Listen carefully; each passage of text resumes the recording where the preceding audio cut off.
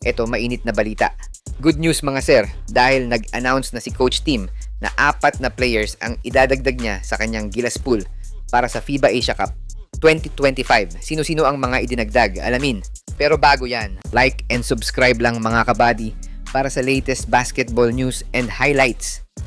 Surprise announcement nga to mga idol dahil 3 players from PBA at isang athletic guard ang idinagdag ni Coach Tim Cone para sa kanyang pool sa FIBA Asia Cup 2025.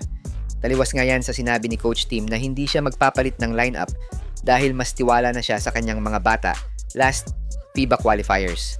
Sino-sino nga ba ang mga nadagdag? Unahin na natin si Renz Abando na matagal na talagang sinasuggest ng mga fans na isama sa lineup pero hindi nga ito nakasama mula nang maging head coach si Coach Tim. Pero sa pagkakataon nga na to ay magiging bahagi na si Renz ng Gilas pool ni CTC sa FIBA Asia Cup 2025. Last appearance nga ni Renz sa ating national team ay kay Coach Chotpa noong 2023 FIBA World Cup na ginanap dito sa Pinas. Sa pagkakasama ni Renz Abando sa pool ay mas lalakas ang backcourt ng Gilas dahil sa maibibigay nitong hassle sa team kasama si Thompson. Pangalawa, sa binanggit ni Coach Tim na makakasama sa pool ay ang 5'9" playmaker ng Ginebra na si RJ Abarientos. Yes, tama narinig nyo dahil isasama na ni CTC ang kanyang point guard sa Ginebra para tumulong sa pagmando ng opensa ng Gilas sa FIBA Asia Cup.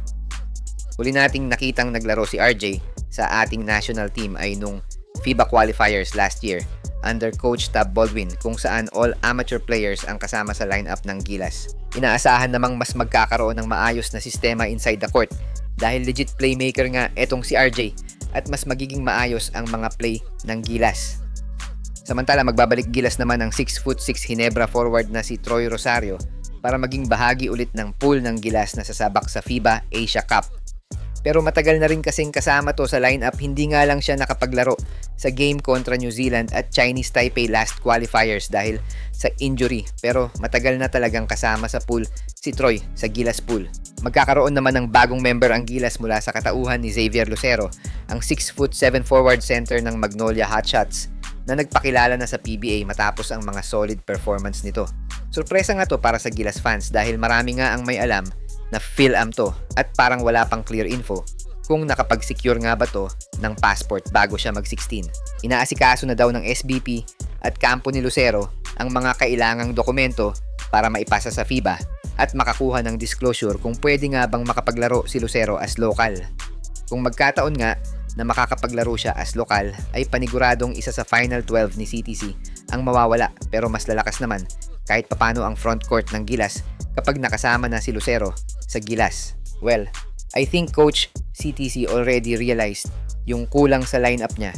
Isang legit playmaker na gagampanan ni RJ Abarientos, isang athletic guard at hustle play mula kay Renz Abando, at kung ako papipiliin, mas okay si Lucero rather than picking Rosario sa forward position. Pero kung sino man ang mapili, panigurado na tataas yung moral ng Gilas dahil for me, perfect na yung lineup sa addition ng players na sinabi ni Coach Tim Cone.